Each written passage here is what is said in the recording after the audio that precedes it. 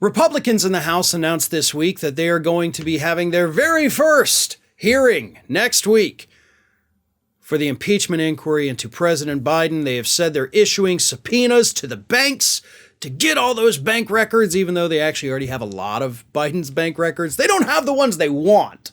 You know, the ones that show the alleged criminal activity. They got the other ones, but those are boring. We need new ones, they say. Now, there's several problems with what's happening. Again, impeachment inquiry hearing is going to begin on Thursday, September 28th, but their impeachment inquiry is already falling apart because new evidence emerged this week, actually by John Solomon, conservative commentator, who released a memo produced by the Obama administration in December of 2015. The Obama administration crafted a memo that talked about the need to remove Viktor Shokin, the Ukrainian prosecutor that was doing nothing about corruption in the country, the one that a global community came together to say, this guy's got to go. He's letting too much corruption run rampant. People are losing a lot of money. We're giving this country aid, and a lot of it's being swindled away. We have to stop that. So, before Biden went and met with the then Ukrainian president, sorry if I can't find his name, Poroshenko. So he's going to meet with Poroshenko, and before he goes, the Obama administration crafts this memo that says it is our policy, it is the policy of this administration that Viktor Shokin has to be fired. We've got aid ready to give to you, but we can't give it to you until you fire this guy. Biden was not a part of the decision-making process there. This was from Obama. So John Solomon, he releases it. Let me just read this. This is from Newsweek.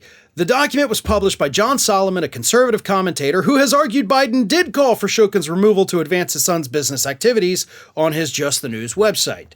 Speaking to Sean Hannity on Fox News, Solomon argued Biden was motivated by wanting to help his son, despite the memo showing moving against Shokin was U.S. government policy.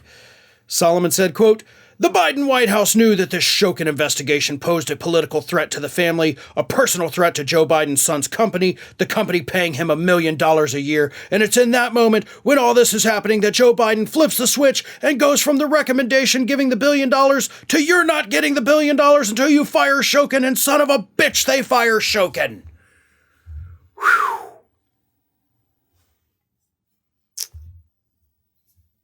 But you guy saying this, John Solomon, you just published the memo that literally says this isn't what happened.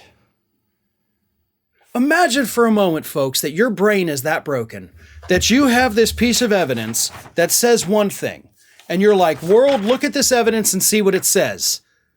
And then you say that it says the exact opposite of what people can see that it says. Because that's exactly what John Solomon did there. So their whole basis for this is bullshit. It's bullshit. Let's call it what it is. It's bullshit. Not to mention the fact that Devon Archer, Hunter Biden's business associate, who was just a few months ago a star witness at a Republican hearing, actually said that, yeah, firing Shokin was actually against our interests at Burisma because a new prosecutor probably would have come in and started investigating the company. So your own witness has said, yeah, that never happened. The memo that y'all published says, yeah, that didn't happen. And yet you're still out there saying, oh, yeah, it totally happened. You're either painfully stupid or you think everybody else is just painfully stupid to where they won't pick up on what you're doing. But either way, this impeachment garbage is falling apart. It's falling apart before they've even had their first hearing. But we'll have to sit through the hearing next week. They're going to present all of this garbage and tell you that it means the opposite of what it says. But at this point, I don't even think they are buying into what they're trying to sell to the public. Ring of Fire has fresh content 7 days a week, so if you want to be reminded about it, don't forget to subscribe to the channel, hit the little bell to be notified every time a new video goes up.